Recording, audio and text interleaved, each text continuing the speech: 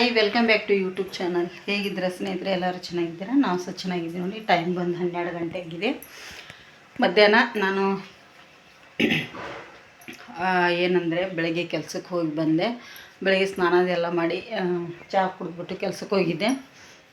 ಅಲ್ಲಿ ಕೆಲಸಕ್ಕೆ ಹೋದಲ್ಲೆಲ್ಲ ಬಾತ್ರೂಮ್ ಎಲ್ಲ ತೊಳಿತೀವಲ್ಲ, ಹಂಗಾಗಿ ಮತ್ತೆ ಬಂದು ಸ್ನಾನ ಮಾಡಿ ತಲೆಯೆಲ್ಲ ತೊಳ್ಕೊಂಡು ಈಗ hi welcome back to YouTube channel. ಹೇಗಿದ್ರೆ ಸ್ನೇಹಿತರೆ? ಎಲ್ಲರೂ ಚೆನ್ನಾಗಿದ್ದೀರಾ? ನಾವು ಸಹ ಚೆನ್ನಾಗಿದ್ದೀವಿ ನೋಡಿ. ಬನ್ನಿ, ಲಾಗ್ ಲೇಟ್ ಮಾಡಿ ಸ್ಟಾರ್ಟ್ ಮಾಡ್ತಾಯಿದ್ದೀನಿ. ಆಲ್ರೆಡಿ 11:30 ಆಗ್ತಾ ಬಂದಿದೆ.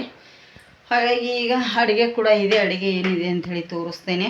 ಶ್ರೇಯನ್ಗೆ ಡಬ್ಬಿಗೆ ಏನು ಮಾಡಿದೆ ಅಂಥೇಳಿ, ಹಾಗೆ ಇನ್ನೊಂದು ಏನೋ ಮಾಡ್ತಾಯಿದ್ದೀನಿ, ಏನಂಥೇಳಿ ತೋರಿಸ್ತೇನೆ. ಬನ್ನಿ.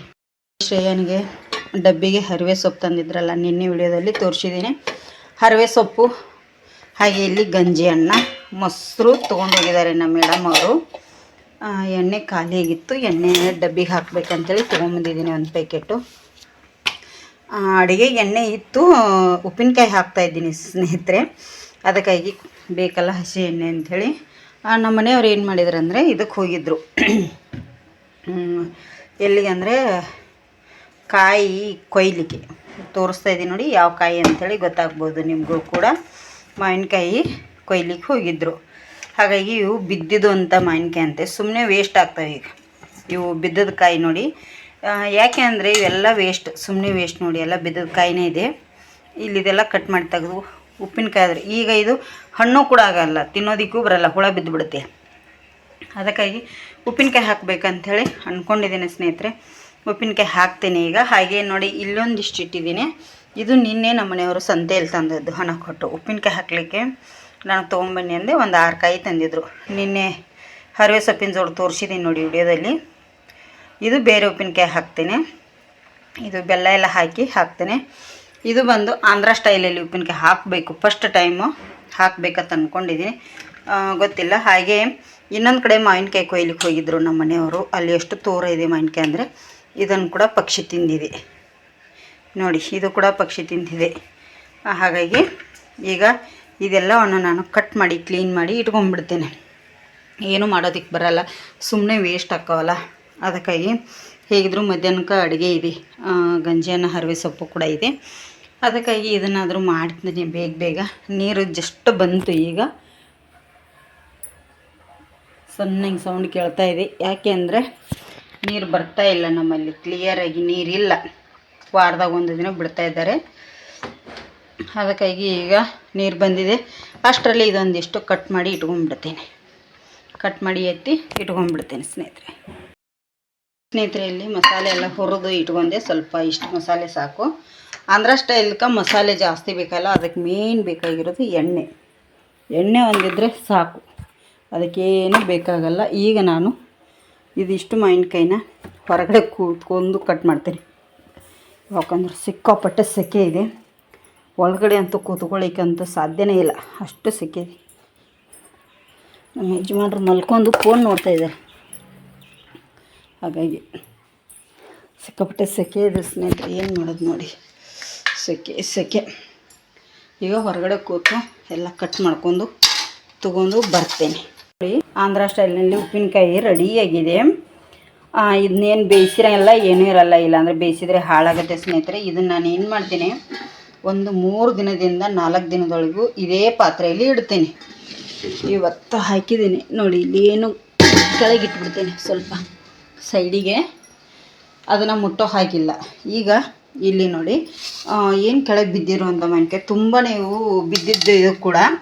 ಆದರೆ ಇದು ಸ್ವಲ್ಪ ಹಣ್ಣಿಗೆ ಬಂದಿದೆ. ಬಿದ್ದಿರ್ದಿದ್ರೆ ಅಂದರೆ ಕಾಯಿ ಏನಾದರೂ ಮೇಲಿಂದ ಬಿದ್ದಿರ್ಲಿಕ್ಕಂದ್ರೆ ಹಣ್ಣು ಆಗ್ತಿತ್ತು, ಒಳ್ಳೆ ಹಣ್ಣು ಆಗ್ತಿತ್ತು, ತುಂಬಾ ಚೆನ್ನಾಗಿರ್ತಿತ್ತು. ಆದರೆ ಏನು ಮಾಡೋದು, ಬಿದ್ದಿದೆ. ಈಗ ವೇಸ್ಟ್ ಆಗುತ್ತೆ.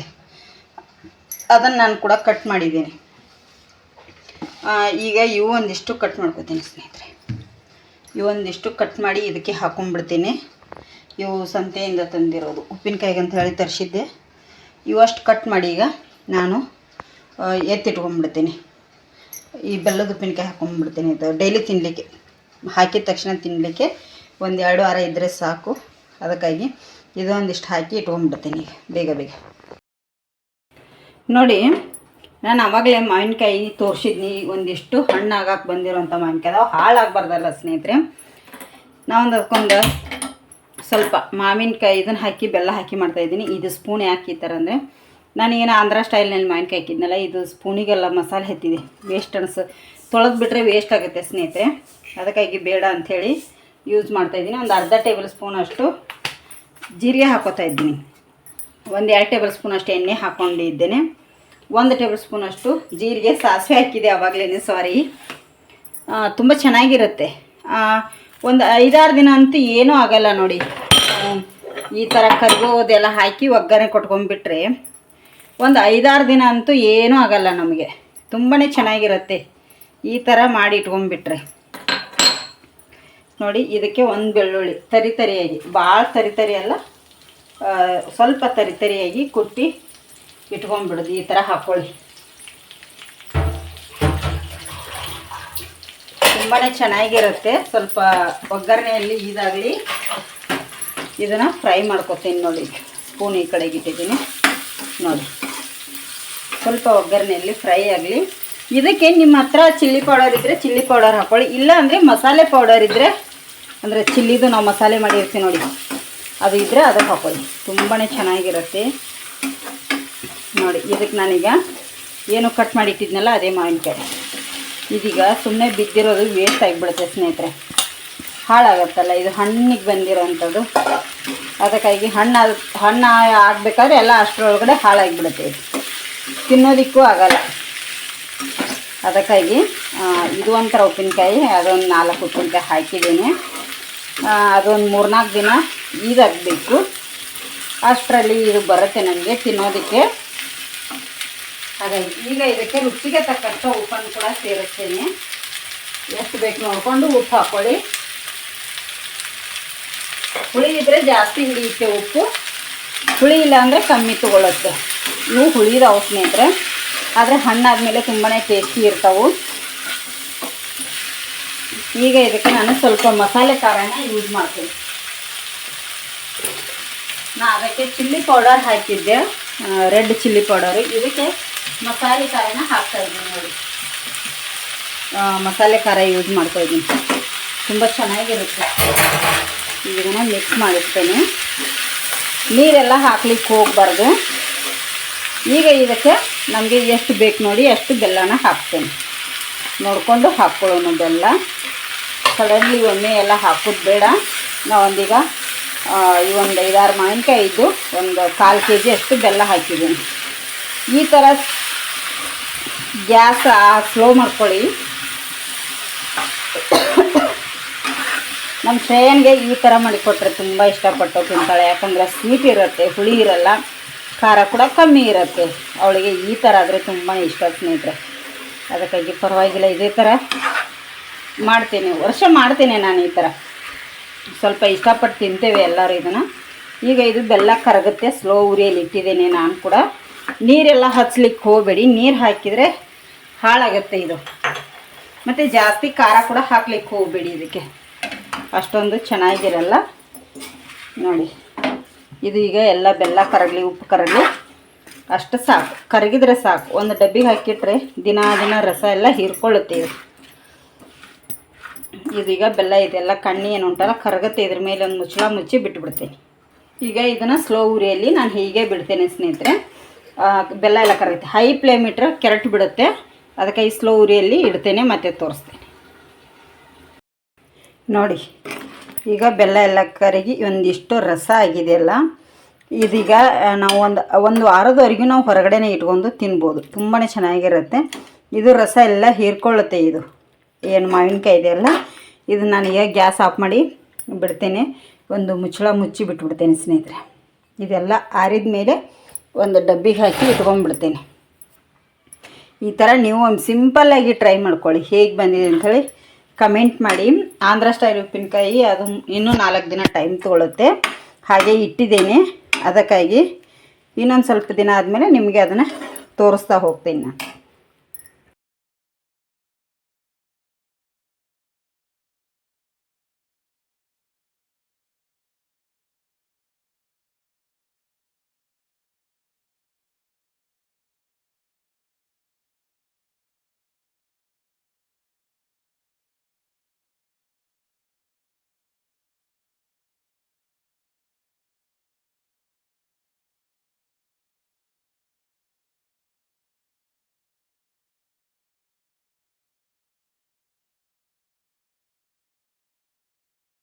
ಈಗ ನಾನು ಒಂದು ಬ್ಲೌಸ್ ಹೊಲಿದೆ,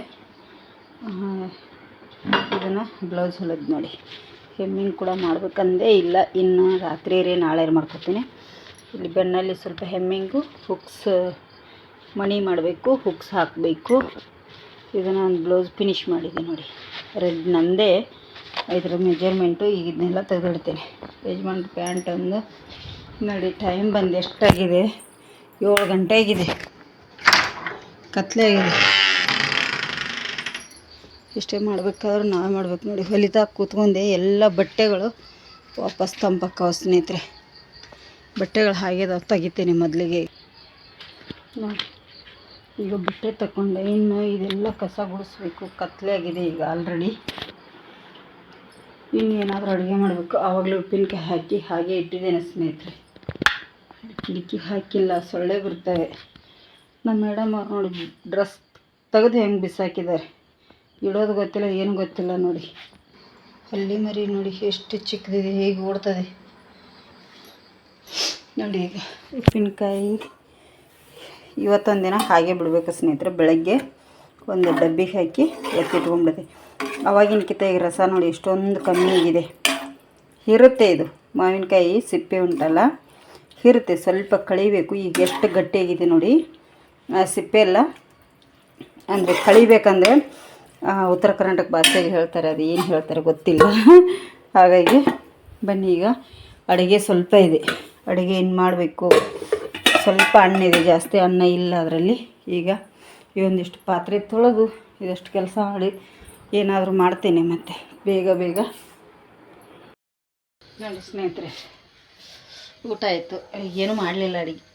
ಎಲ್ಲರೂ ಹಸು ಇಲ್ಲಾಂದ್ರೆ ಸಾಯಂಕಾಲ ಯಜಮಾನ್ರು ಬ್ರೆಡ್ಡು ಮತ್ತು ತೊಗೊಂಬಂದಿದ್ರು. ಹಾಗಾಗಿ ಚಹಾ ಮಾಡಿದೆಯಲ್ಲ, ಬ್ರೆಡ್ಡು ಚಹಾ ತಿಂದ್ರು ಎಲ್ಲರೂ. ಹಾಗಾಗಿ ಅದನ್ನೇ ತಿಂದು ಈಗ ಸ್ವಲ್ಪ ಮೇಲೆ ಅನ್ನ ಊಟ ಮಾಡಿದ್ವಿ. ಏನೂ ಮಾಡಲಿಲ್ಲ ಅಡುಗೆ.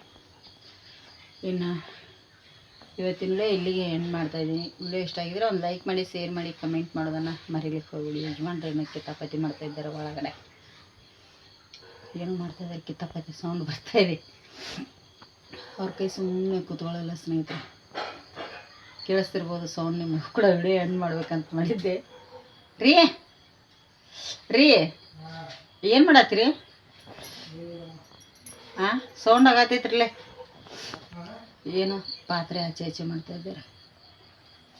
ಹಾಗಾಗಿ ನೋಡಿ, ಇವತ್ತಿನ ವಿಡಿಯೋ ಇಷ್ಟ ಆಗಿದ್ರೆ ಒಂದು ಲೈಕ್ ಮಾಡಿ, ಶೇರ್ ಮಾಡಿ, ಕಮೆಂಟ್ ಮಾಡಿ. ಹೊಸದಾಗಿ ಯಾರೆಲ್ಲ ನಮ್ಮ ಚಾನಲ್ ನೋಡತ್ತಿರಲ್ಲ ಪ್ಲೀಸ್ ಸಬ್ಸ್ಕ್ರೈಬ್ ಮಾಡ್ಕೊಂಡು ನೋಡಿ. ಆದಷ್ಟು ಜನರಿಗೆ ಶೇರ್ ಮಾಡಿ. ಅದರಲ್ಲಿ ಸೀರೆ ಇಷ್ಟ ಆದರೆ ಪ್ಲೀಸ್ ಸೀರೆನ ಆರ್ಡರ್ ಕೊಡಿ. ಮುಂದಿನ ವಿಡಿಯೋದಲ್ಲಿ ಮತ್ತೆ ಸಿಗ್ತೀನಿ. ಶುಭರಾತ್ರಿ.